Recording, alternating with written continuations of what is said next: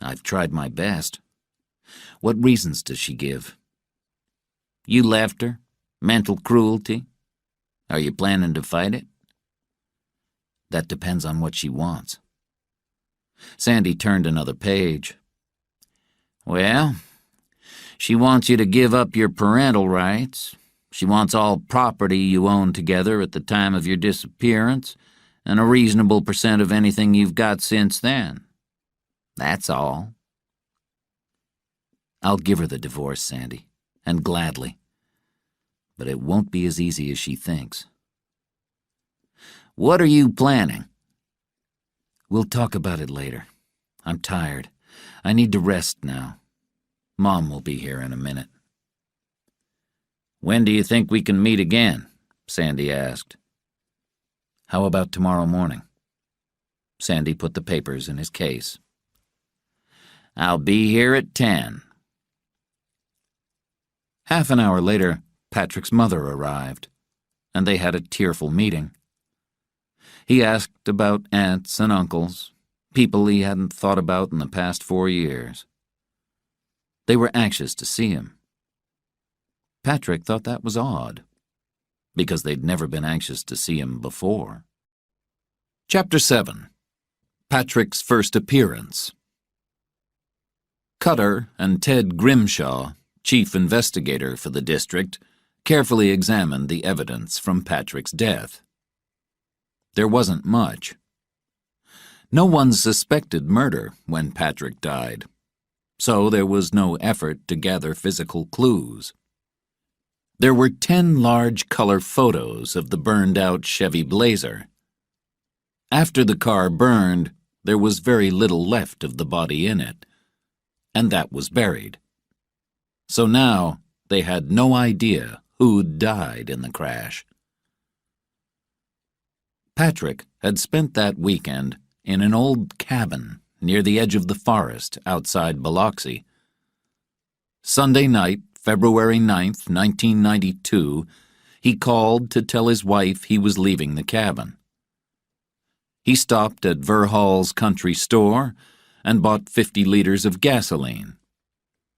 An hour later, Patrick's Chevy Blazer was found burning at the bottom of a steep hill 12 kilometers down the road. The fire was so hot that they couldn't rescue the driver. They read the license plate, and at 3:30 a.m., Trudy received the call that made her a widow. The next day, they discovered a shoe near the Blazer. When they showed it to Trudy, she recognized it as Patrick's and cried. His funeral was the following day. Dr. Hayani was happy to sit and chat with Patrick. He enjoyed being close to this patient who was in all the news reports. He encouraged Patrick to talk about his experience. The torture was something I could never accurately describe, Patrick said after an hour. Sleep is impossible. I hear voices, then I smell my flesh burning, and then I wake up. And it's not getting any better. They're still out there, still after me. I can't sleep. I don't want to sleep. I'll get tortured again. He paused. Doc, I need to stay here as long as I can. They'll want to put me in jail, in a cell with other criminals. I can't live like that. But why do they want to move you? It's pressure, Doc. They have to slowly increase the pressure on me until I tell them what they want. If they put me in a cell with criminals, I'll understand that I have to talk to them. If I don't, I'll spend the rest of my life at Parchman, the worst place in the world. But you can keep me here, Doc. Just tell the judge I need to remain in your care, and I can stay here. Please, Doc. Hayani couldn't believe that this kind man could kill someone. Of course, Patrick, he said. The boy's mother was Neldine Crouch. She said her son had been missing since Sunday, February 9th, 1992, the same day Patrick Lanigan died. His name was Pepper Scarborough. He was 17 when he disappeared. There was no good evidence that Pepper and Patrick had ever met. However, Pepper's gun, tent, and sleeping bag were found in Patrick's cabin in late February of 1992. The two disappeared at about the same time from the same area.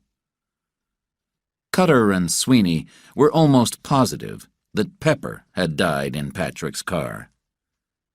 But they couldn't prove it. Neldine, however, thought she could, and was anxious to share her ideas with the press. Her lawyer held a press conference. Neldine cried, and her lawyer suggested there might be legal action against Patrick Lanigan. He had obviously killed Pepper and burned his body to hide the evidence so he could steal $90 million. The press loved it. They were given pictures of young Pepper. Now there was a face for the dead body, and he became human. This was the boy Patrick had killed. Patrick watched the story alone in his dark room. He and Pepper had met several times, beginning in January of 1992. They'd hunted together and talked. He wasn't surprised that people believed he'd killed Patrick didn't wash his hair or shave. The world was waiting to see him today. He wore the same clothes he'd worn every day. He didn't wear socks. He wanted people to see the rope marks just above his ankles. Sandy arrived at 10 and gave Patrick a pair of dark glasses he'd requested. Patrick sat on the edge of his bed and tried to breathe slowly. "I never thought this day would come. Never," he said. "I'll do all the talking," Sandy said. "Just try and relax." Sheriff Sweeney knocked and entered with his assistants. Patrick put on the dark glasses and was led out of the building to a waiting car.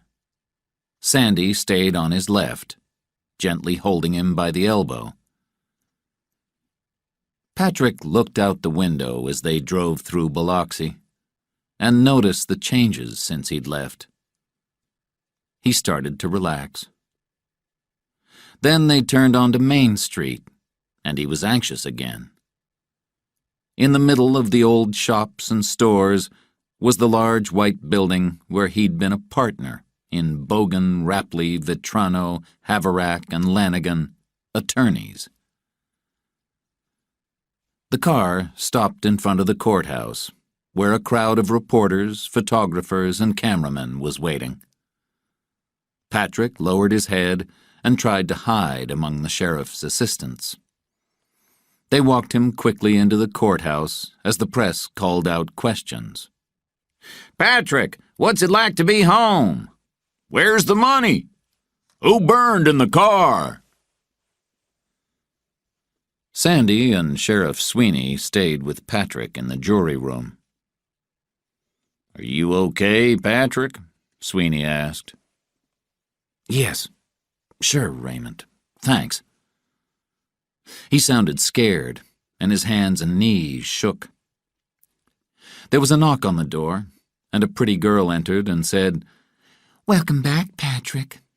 Judge Husky would like to meet with you. He'll be here in a few minutes." She and Sweeney left and closed the door. Finally, Patrick was alone with his lawyer. "A couple of things. First, Leah will contact you soon. I've written her a long letter, and I'd like you to give it to her." "Okay." "Second, There's a small machine for finding bugs called a DX-130. It costs about $600. Get one and bring it with you whenever we meet. We'll get rid of bugs in the room and phones before each conference. Also, hire someone to check your office twice a week. It's very expensive, but I'll pay for it. Any questions? No? There was another knock, and Judge Carl Husky entered. Patrick smiled. He was desperate to see his old friend. "Good to see you, Patrick," Husky said warmly as they shook hands. "How are you?" "I've had better days, but it's good to see you, even in these circumstances." Husky was glad to know that his friend wasn't dead. He was worried about the capital murder charge. They could deal with the divorce and other lawsuits, but not murder. "Do you plan to enter a plea of not guilty?" he asked. "Yes, I do." "Then it will be a routine first appearance, and will take less than 10 minutes.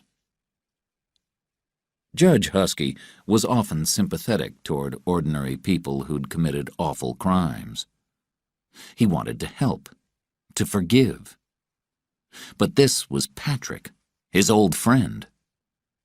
He almost had tears in his eyes. He kneeled next to him and said, "Patrick, I can't be the judge for this case, for obvious reasons. Right now, I'll handle the matters before the trial to make sure you're protected. I'm still your friend. Don't hesitate to call." "Thanks, Carl," Patrick said, biting his lip. Carl stood and headed for the door. "Are there a lot of people out there?" "Yes, Patrick. Friends and enemies. Crowded They're all courtrooms out were not there. uncommon for trials, but no one could remember such a crowded room for a simple first appearance. The press had taken the best seats. Many lawyers were there just to see Patrick. The papers had been full of stories about him for 4 days. The torture story had increased their curiosity. Charles Bogan and Doug Vitrano sat together. They'd wanted to sit in the front row to make eye contact with Patrick and threaten him quietly. But they were in the 5th. A few other lawyers had come to give Patrick their support. Escape was a common dream of many small-town lawyers. At least Patrick had had the courage to chase the dream. Many other people were present who'd hardly known Patrick, but now suddenly claimed to have been his friends. The door opened, and Sheriff Sweeney entered, holding Patrick by the elbow. Sandy followed. Patrick walked slowly, head down, across the room to the defendant's table. He sat down, his shoulders low, chin down. Sandy put his arm on his shoulder. The door opened again, and T.L. Parrish, the district attorney, entered alone. He walked to his table next to Patrick's and sat beside Sheriff Sweeney.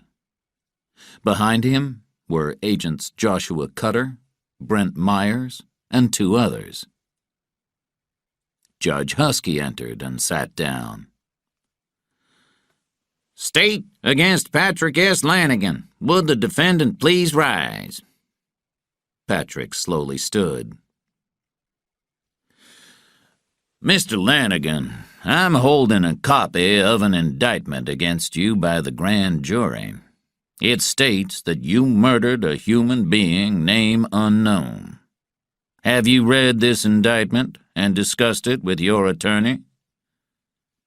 "Yes, sir," Patrick announced. "What is your plea?" "Not guilty." "Your plea of not guilty is accepted. You may sit down." He paused. Any questions from the attorneys? The lawyers said nothing. Parrish stood and said, Your Honor, we would like to put the accused in jail as soon as possible. As you know, he's at the base hospital now. I just talked to his doctor, Mr. Parrish. He's receiving medical treatment. As soon as his doctor gives permission, we'll move him to the jail. Thank you, Judge. If there's nothing else, this hearing is closed. When they offered her $50,000, Trudy agreed to talk to a TV journalist. The show was Inside Stories, which was very popular. Her daughter, Ashley Nicole, sat on the sofa with Trudy.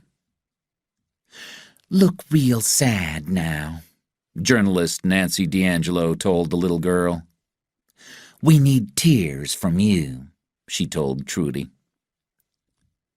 They chatted for an hour about all the terrible things Patrick was doing to them. Trudy cried when she talked about the funeral. She had suffered through the months and years afterward. No, she hadn't remarried. No, she hadn't heard from her husband since he'd returned. She wasn't sure if she wanted to. No, he'd made no effort to see his daughter.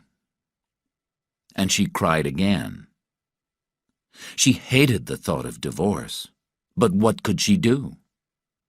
And the lawsuit, how terrible. This nasty insurance company really wanted to destroy her.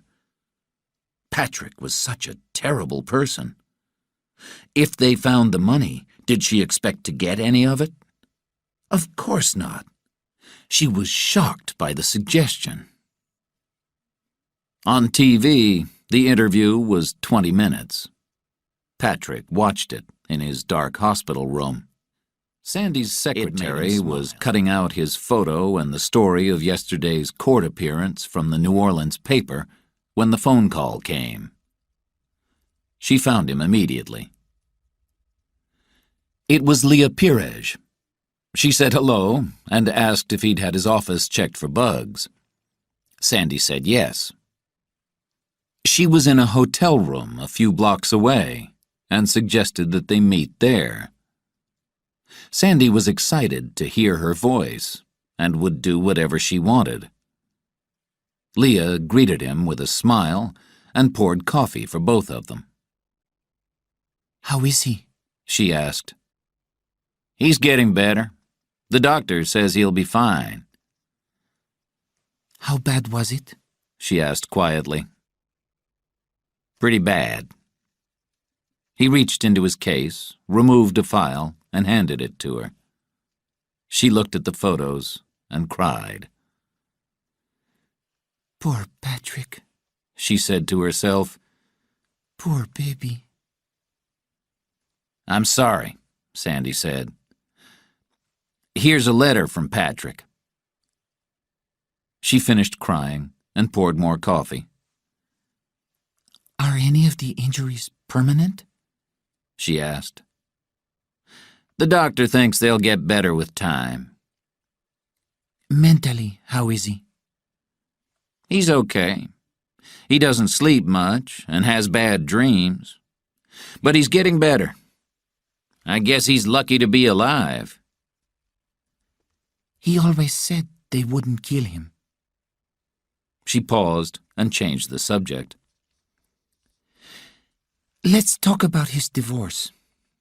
She stood, walked to a drawer, removed a thick file, and placed it in front of Sandy. Did you see Trudy on TV? She asked. Yes. Patrick hates her. She's a bad person, and she was unfaithful to him the whole time they were married. It's all in this file. The last year they were together, Patrick hired an investigator to watch her. There are photographs of her lover, Lance Maxa, coming and going from Patrick's house when he was away. There are also pictures of Lance and Trudy sitting by Patrick's pool. without clothes. Sandy took the file and looked through it until he found the photographs. He smiled. This will help. Patrick wants the divorce, you understand. He won't fight it. But she needs to be silenced. This should keep her quiet. What about the child? Patrick loves Ashley Nicole. But there's one problem. He's not the father. Who is? Probably Lance. He and Trudy have been together for a long time, even in high school. How does he know he's not the father?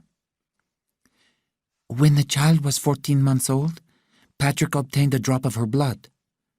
He sent it, with a drop of his, to a laboratory for DNA tests. He's definitely not the father of the child. The report's in the file. Sandy had to walk around and think. He stood at the window and watched the traffic. If he doesn't want the child, why are you mentioning this? You talk about this only to her lawyer, she said. You show him the file, all of it. Then they'll be anxious to come to a settlement. What type of settlement? She gets nothing. What could she get? It depends. It could be a small fortune or a large one. It would be helpful if you guys would tell me more. We will. I promise. But first, we'll take care of the divorce.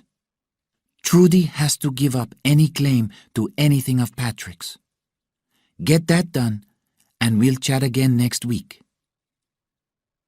It was suddenly time for Sandy to leave. How long will you be here? He asked. Not long, she said, and handed him an envelope. That's a letter for Patrick. Tell him I'm fine. I'm moving around, and I haven't seen anyone following me. Sandy took the envelope. Leah was nervous and was anxious for him to leave. She forced a smile and said, You have a job to do. Patrick and I will worry about the rest. Chapter 8. Stefano's Story. Stefano's lawyer advised him to accept the FBI's arrangement. The criminal charges against him would be dropped, and there would be no charges against his clients. He would tell the FBI everything he knew about the search for and capture of Patrick Lanigan. Stefano had easily persuaded Benny Arethea that the FBI was going to arrest him soon. It was more difficult to persuade Paul Adderson at Monarch Sierra Insurance and Frank Gill at Northern Case Insurance. Janes sent agents to both offices to ask questions about the search for and capture of Patrick Lanigan. Both called Stefano by noon and told him to fully cooperate with the FBI. For 4 years, Stefano had worked with these men. He'd earned almost $1 million. He'd spent another $2.5 million of his clients' money, and he could claim success. They'd found Lanigan. They hadn't found the $90 million, but it hadn't been spent. There was a chance of recovering it. Benny Arethea came to see Stefano in his office. He'd listened to the torture tape 3 times. He was certain Patrick had told what he knew, and it wasn't enough. Patrick knew he'd someday be caught. That's why he'd placed the money with the girl, who hid it from everyone, including Patrick. It was a great plan. "How much will it take to find her?" he asked Stefano.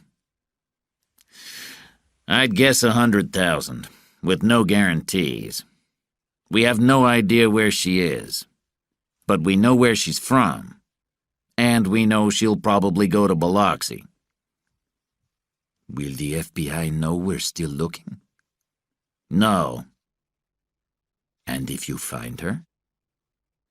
We'll make her talk, Stefano said, and they smiled. Stefano honestly planned to tell most of what he knew. He knew little, just the name of the Brazilian lawyer who had the money. Now she'd disappeared, and he doubted the FBI would follow her. The money didn't belong to them. And he wanted the FBI out of his life. Mrs. Stefano was extremely anxious. If he didn't reopen his office quickly, he'd be out of business. So, he planned to tell them what they wanted to hear. Most of it, anyway. He'd take Benny's money and chase the girl. Maybe he'd get lucky. And he'd send some men to New Orleans to watch Lanigan's lawyer. The FBI didn't need to know these sat at a little table in the FBI office, his lawyer beside him. "What does your company do?" asked Underhill. "Lots of things," Stefano said. "Watch people, get information, find missing persons." "Were you hired to find Patrick Lanigan?" "Yes, on March 28, 1992. "Who hired you?" "Benny Arathea, the man whose money was stolen." "What did you do after you were hired?" "I immediately flew to Nassau in the Bahamas to meet with the manager of the bank where the theft took place." "Why did Arathea have an account outside the U.S.? "It was $90 million. Nobody wanted the money to appear in a bank in Biloxi." "Where did it come from?" "Here, in Washington. The wire began at 9:30 on the morning of March 26, 1992. At 15 minutes after 10, it reached the United Bank, where it sat for 9 minutes before it was wired to a bank in Malta. From there, it was wired to Panama." "How did the money get wired out of the bank?"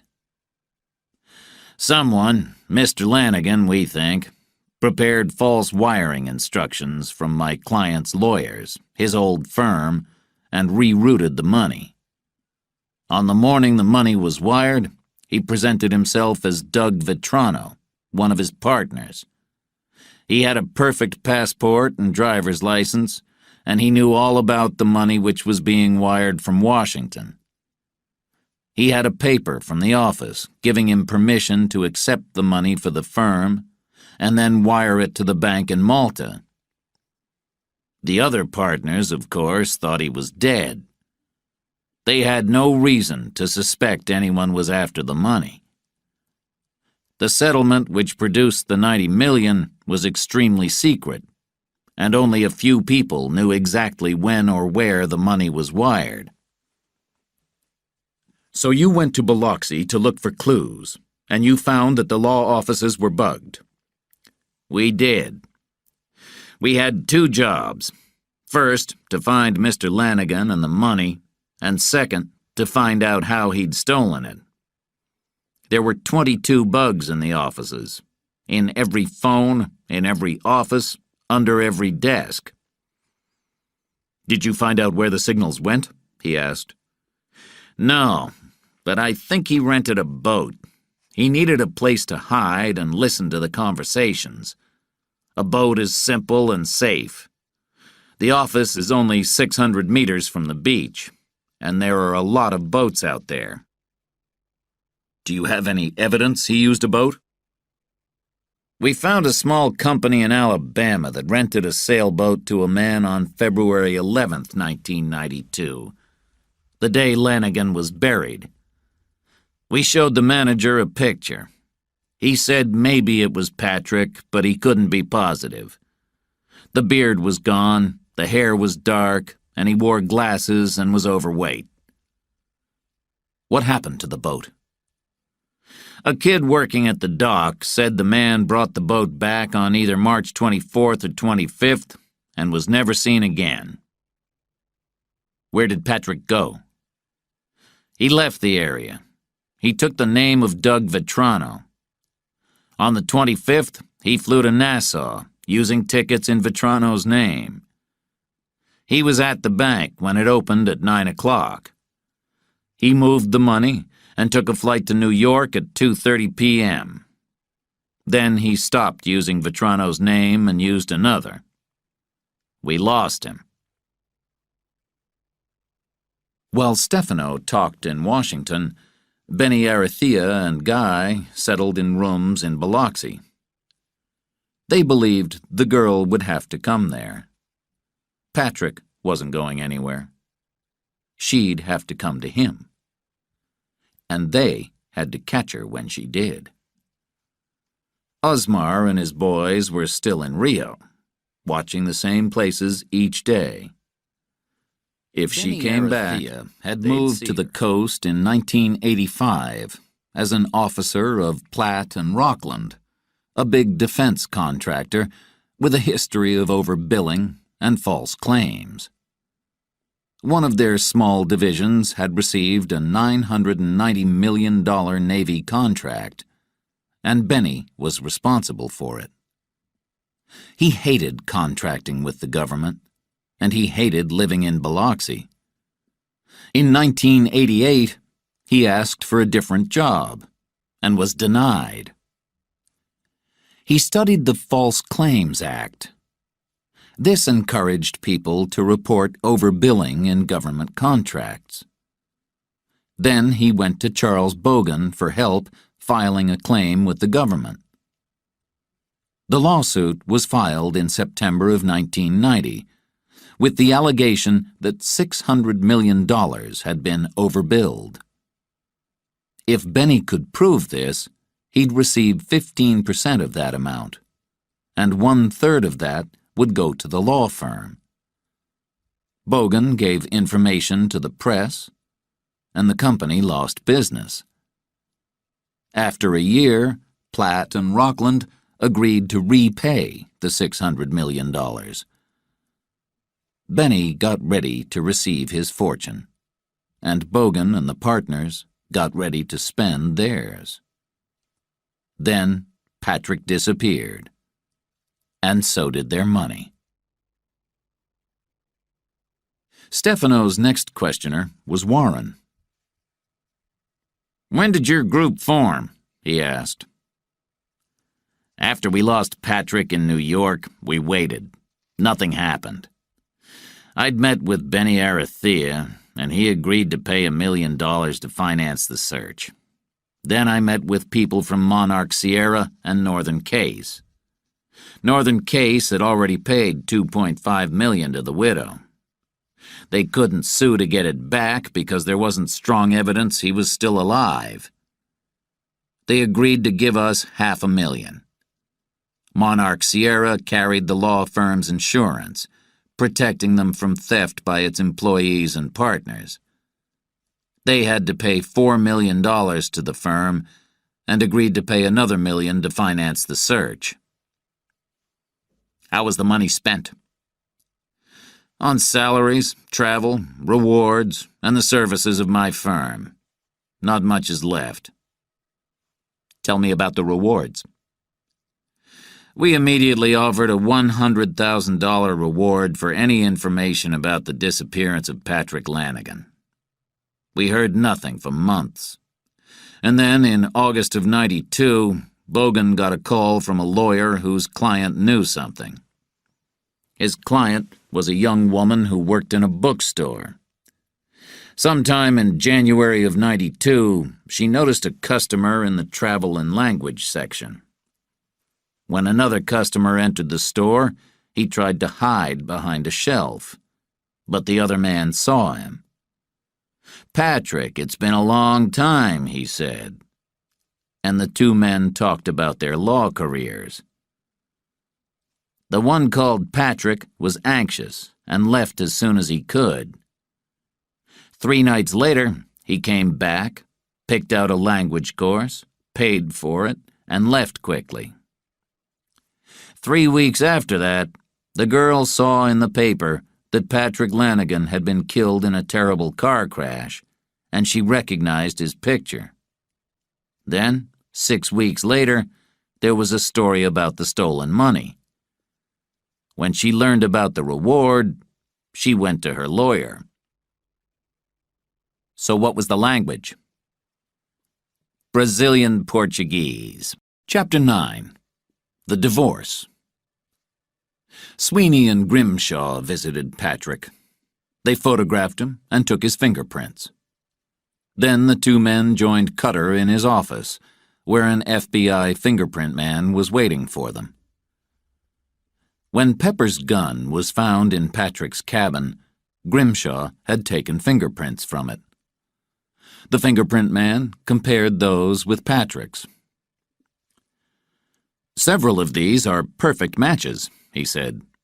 "The gun was covered with Lanigan's prints." Certainly good news, they thought. Patrick demanded a different room for all future meetings with his attorney, and Dr. Hayani quickly made the necessary arrangements. Patrick also requested a wheelchair. A nurse pushed him to the room where Sandy was waiting. "Did you get the machine for finding bugs?" Patrick asked. "It'll be here in a few days. You should relax a little. You've lived in fear, always looking over your shoulder. But those days are over. They caught you. Relax." "They're still out there. They have me, but not the money. And the money's much more important. They won't rest until they have it. The people who lost their money have spent a fortune trying to find it." "How do you know? Who are they?" There was a long pause. "Sit down," Patrick said. Sandy removed the thick file Leah had given him 4 hours earlier, and Patrick recognized it immediately. "When did you see her?" he asked anxiously. "This morning. She's fine, sends her love, and says nobody's following her yet. She asked me to deliver this." Patrick opened the envelope, pulled out a 3-page letter, and read it. Sandy looked through the file and took out pictures of Trudy and Lance. When Patrick finished reading, he said, "I have another letter for her." Then he saw the photos on the table. "Good work, isn't it?" "It's amazing. I've never seen so much proof in a divorce case." "Well, I learned about Lance after we'd been married almost 2 years. Trudy was going to have a baby, so I said nothing. But a year later, I started gathering evidence. I wasn't sure when I'd need it, but I knew the marriage was over. I left town every chance I could. She never seemed to mind." "I'm meeting with her lawyer at 5 p.m. "Good. Threaten everything, but get a settlement. She has to give up all rights, Sandy. She gets nothing of mine." Trudy's lawyer, J. Murray Riddleton, politely welcomed Sandy. "So, how's Patrick? Have you found the money yet?" he asked with a broad smile. "Didn't know I was looking for any," Sandy said, and Riddleton laughed. "I saw your client on TV last night," Sandy continued. "We have no problems with her desire to get a divorce, and she can have the child. In fact, my client has no plans to visit the child. Smart man, after leaving her 4 years ago." "There's another reason," Sandy said, as he opened the file and picked out the DNA test. He handed a copy to Riddleton, who'd stopped smiling. "Read this." Riddleton read the report slowly, and then looked up with an empty expression. "I'm sure this can be explained." "I'm sure it cannot. Under Alabama law, the DNA test is enough evidence. If this is printed in the papers, it could be embarrassing for your client." He paused. "She can have the divorce. The kid, too." "Oh, I understand. You're threatening us. If she stops demanding his money and property, he won't give this information to the press. He's crazy, and so are you." Sandy looked through the file and took out another report and 2 large photos of Lance and Trudy without clothes. "These were taken by the pool at my client's home while he was in Dallas. Do you recognize these people?" Riddleton was silent. "There are more," Sandy promised. "And I have 3 other reports from private detectives. Your client would surely be embarrassed if these were on the news." Riddleton breathed heavily. He knew he was defeated. "What does he want?" "He wants her to stop talking, to get her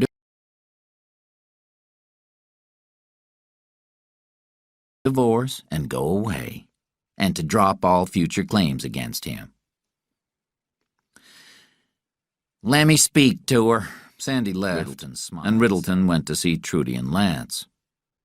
He told them Patrick knew she'd had a lover. Trudy acted shocked. "Do you deny it?" Riddleton asked. "Absolutely," she said. "Of course," added Lance. "The man's lying." "Patrick hired investigators," Riddleton told them, handing them one of the reports. Trudy and Lance looked at each other. They'd been caught, but they weren't ashamed. "Can these investigators talk in court?" Lance asked. "We're not going to court," Riddleton said. "Why not?" Trudy asked. "Because of these." Riddleton put the photos in front of them. They were shocked. Trudy started to cry. "He's not getting my daughter," she said. "Relax," Riddleton said. "He doesn't want the kid.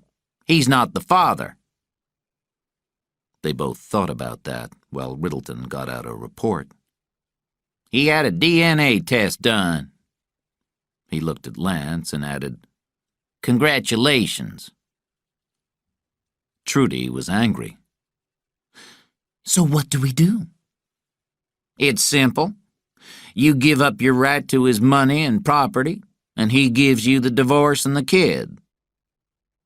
"But I'm going to lose everything," she said. "Look what he's done to me. I got $2.5 million when he died, and now the insurance company wants to take it all back. Can I sue him for mental cruelty?" "No. Look, it's very simple. You get the divorce and the kid, and Patrick keeps whatever money is out there. And everything is private. If you don't agree, he'll give the reports and photos to the press." "Where do I sign?" she asked. It was past time to leave for the day, but Dr. Hyani stopped to see his famous patient. "Welcome to my office," Patrick said. He was sitting at a small table, which was now his desk. A pile of legal papers was in one corner. "Nice," Hyani said. "How are you doing?" "I'm fine," he answered, as he always did. Patrick sat on the edge of his bed and looked at his doctor. "Can I tell you something?" he asked sincerely. "Certainly." "When I was a lawyer," Patrick began softly, "I had a client who got caught stealing money from his bank. He was arrested at home, late at night, taken to jail, and put with some rough guys. They beat him. You can't let that happen to me, Doc." His eyes watered. "Don't worry, Patrick. I won't. I promise." Chapter 10. Patrick's story. As Judge Carl Husky drove to the hospital the next afternoon, he thought about how Patrick had changed physically in the months before his disappearance. He'd gained weight steadily. A month before he disappeared, he told Carl that he weighed 150 kilos. He grew a beard and let his hair grow long. He didn't look like the Patrick they found in Brazil. Although others had forgotten about Patrick a few months after his disappearance, Carl had thought about his friend every day. It was hard to believe he was really back. When he entered the dark room, Patrick was sitting in bed with his shirt off. "Thanks for coming," he said. "Nasty burns," Carl said, as Patrick put his shirt on. "It was ugly," Patrick said. "Doc says they're getting better, but I need to stay here." "I have no problem with that, and I'm the one who decides where you stay." Patrick seemed to relax a bit. "Thanks, Carl. You know I can't live in the jail, and I'll kill myself before I go to Parchment." "I don't blame you. Let's talk about something pleasant." "You said you can't keep this case. When will you give it to someone else? Who?" "Soon. Probably Trussell." Carl stared at Patrick, who was unable to keep eye contact. This wasn't the same Patrick he'd known before. He decided to ask Patrick about his experiences. "Where'd you get that chin and nose?" "Bought them in Rio. Do you like them?" "They're handsome. I hear there are beautiful beaches in Brazil." "Yes." There was a long silence. Carl realized that Patrick was in no hurry to talk, but he couldn't sit silently in the dark room much longer. "Look, Patrick, I'm not here as your judge. I'm not your lawyer. I'm your friend. You can talk to me." I guess it sounds romantic, doesn't it? Disappearing and becoming somebody new. All your problems are left behind. You dream about that, don't you, Carl? "I guess everybody does at some time. How long did you plan it?" A long time. I seriously doubted that the baby was mine. Carl looked surprised. "That's right. I'm not the father." Patrick continued. "I loved the child, but I knew Trudy wasn't faithful. I wasn't happy in the marriage. I gathered evidence, but I didn't discuss it with Trudy. I was planning to leave, but I didn't know how to do it. So I read a couple of books on how to change your appearance and obtain new papers. It's not complicated, just takes a little planning." "So you grew a beard and gained 20 kilos. "Yes. I was amazed at how different I looked with the beard. I wasn't happy at work either. One day I saw a sailboat off the coast, and I desperately wanted to be on it. To sail away to a place where no one knew me. I knew then I'd disappear, but I had to be patient. I couldn't leave Trudy and the baby with nothing. So I bought a $2 million life insurance plan. I planned my funeral. Then I learned about Mr. Benny Arathea and his lawsuit against the government. All the other partners were involved. I was a partner too, but they kept their secret from me. Suddenly, they were sending me on a lot of business trips so they could meet with Arathea without me. But I was making plans too. When I was in Miami, I found a man who makes false passports and driver's licenses. In Boston, I met someone who helps people disappear. In Ohio, I paid a man to teach me about bugs. "Tell me about the car crash." Patrick stood and said, "Let's take a walk." They walked down the hall I need to get out and of sat this room. looking out a window. It was a Sunday, February the 9th. Patrick began. I found the place for the accident the day before. At about 10 o'clock that night, I left the cabin. I stopped at Verhall's country store and bought some gas. 3 kilometers down the road, I turned onto a dirt road and stopped. I put on some protective clothes and drove back to the highway. At the top of a steep hill, I drove off the side of the road. I was scared when the car went into the air. It crashed and rolled onto its side. My shoulder hurt, but I was able to climb out. I took off the protective clothes and threw them into the blazer. Earlier that day, I'd hidden 4 cans of gasoline. I put 3 cans inside the car and poured the gasoline from the 4th can around the inside and outside of the car. Then I stepped back, lit a cigarette, and threw it into the car. It exploded like a bomb. He took a drink of soda. I ran to find the old motorcycle I'd hidden, pushed it up the hill, and rode away. Soon I was back at my cabin. I was scared, but I knew I was running to freedom and a new life. Patrick was dead. It was exciting. What about the guy burning in the car, Patrick?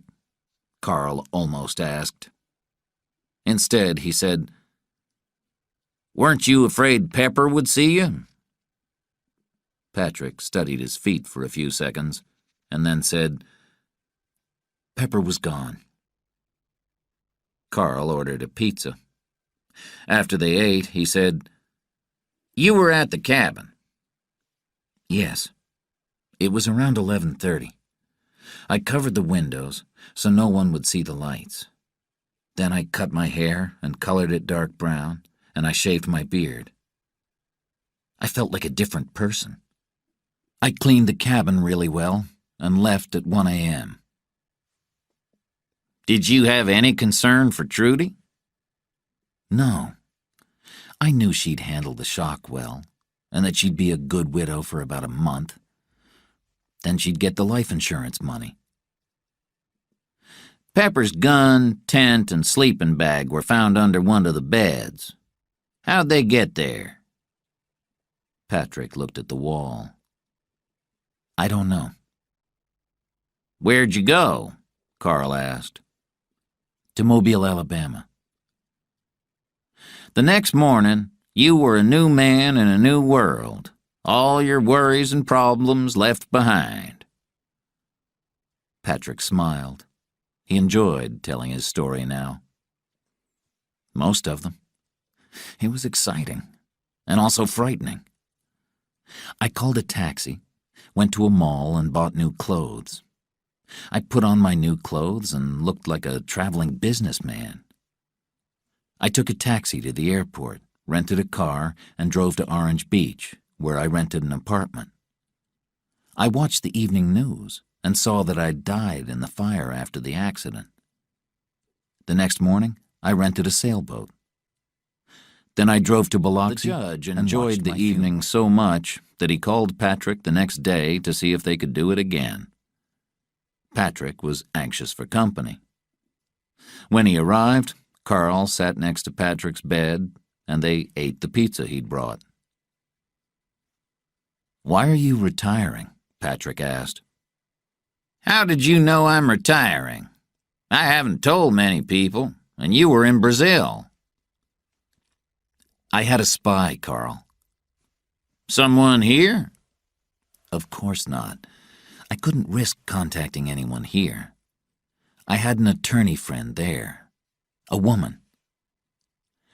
Now I understand. She's the one who has the money. Patrick smiled and laughed. "What do you want to know about the money, Carl?" Everything. Where is it? How much is left? "I can't tell you where it is. There's more money now than I took." How'd you do it? Patrick walked across the room and stretched. Then he sat down on the edge of the bed. "I got lucky," he whispered. "I was leaving Carl, with or without the money.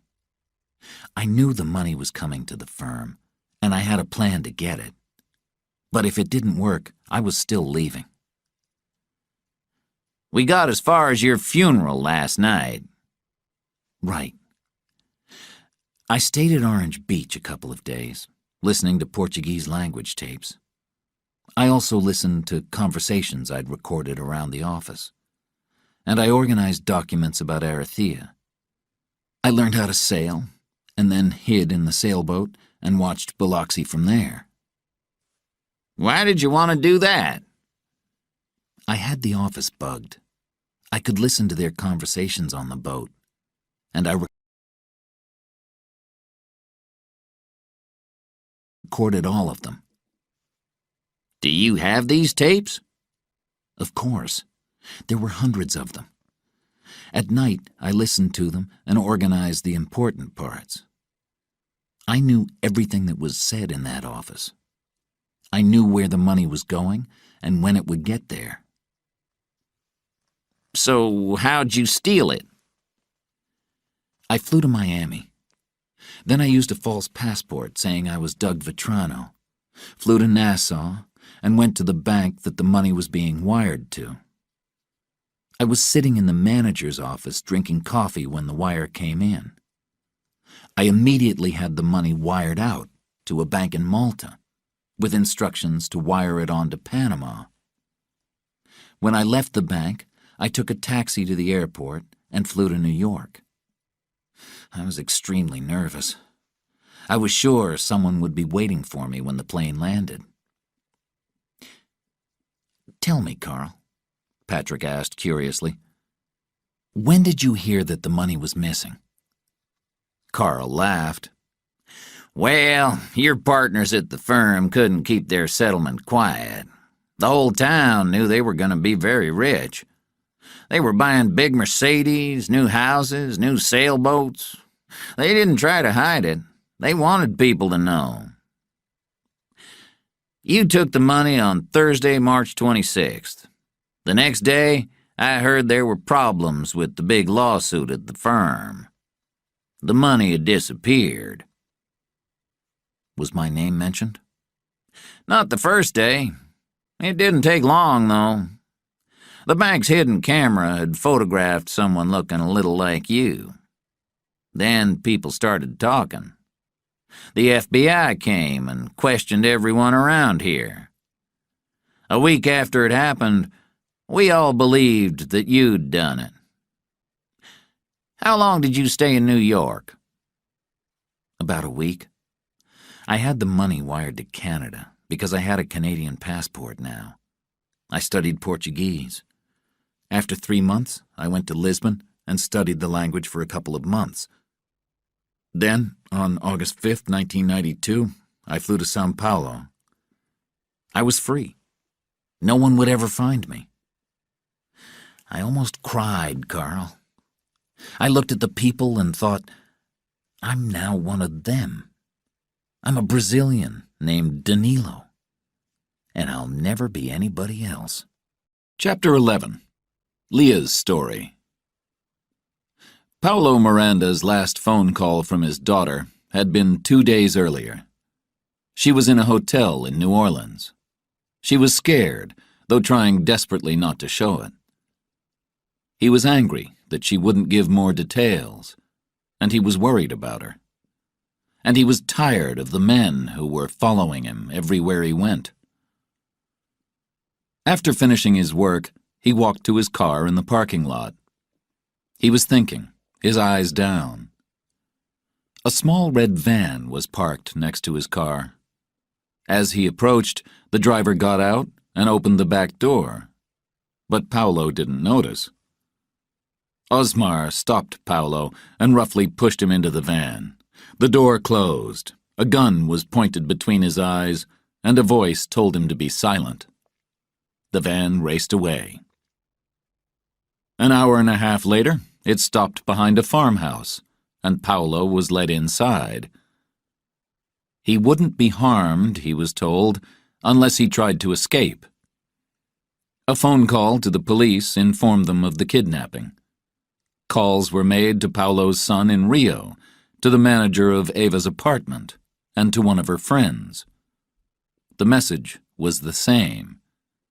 Paolo Miranda had been kidnapped, and the police were investigating. Eva was staying in New York, moving frequently. She called her father, and there was no answer. Then she called her brother and learned about the kidnapping. He was going crazy. No, there hadn't been a request for money. Against Patrick's specific instructions, she called him, speaking in Portuguese. "Patrick, it's Leah," she said, trying to show no emotion. "What's wrong?" he asked in Portuguese. He wasn't pleased to hear her voice. "It's my father," she said, and told him the story of Paolo's disappearance. "I have to go home." "No, Leah," he said calmly. "It's a trap. They're not asking for money. They want you." She played with her hair and watched the people rushing by. "So what do I do?" "Go to New Orleans. Call Sandy when you get there." While she waited at the airport, she thought about her father and the terrible things they could be doing to him. They were hurting him because of her, and there was nothing she could do. Patrick called Sandy. "She's in serious danger. Be extremely careful when you go to meet her," he said. An hour later, Sandy left his office and walked around the block 3 times. When he was certain no one was behind him, he went to Leah's room. "I'm sorry about your father," he said. "Have you heard anything?" "No, I've been traveling." "Who are these people?" "There's a file on the table," she said, and poured coffee. "Patrick and I met 2 years ago, in 1994. Patrick said he was a Canadian businessman and needed a lawyer who had experience with international money and banking. But he really needed a friend. I was a friend for 2 days, and then we fell in love.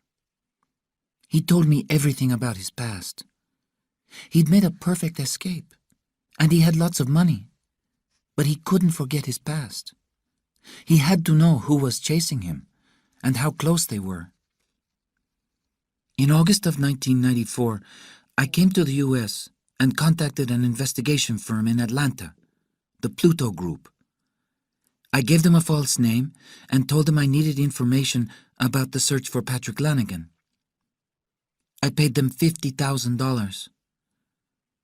They sent people to Biloxi, contacted Patrick's old law firm, and pretended to have information about where he was. The lawyers referred them to Jack Stefano. They met with him in Washington and offered to sell their information. Stefano agreed to pay $50,000 if it led to Patrick. During these meetings, they learned that Stefano believed Patrick was in Brazil. This, of course, frightened Patrick and me. I continued to contact the Pluto Group every few months. They were hired to follow Stefano's investigation.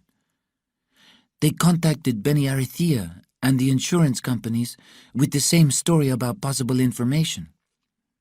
They were always referred to Jack Stefano. How did Stefano find him? I can't tell you that. Patrick will have to do it. Sandy thought for a moment. It would be easier if they told him everything so that he, the lawyer, could help them with their future. Maybe they didn't need help. Leah handed him the file from the table.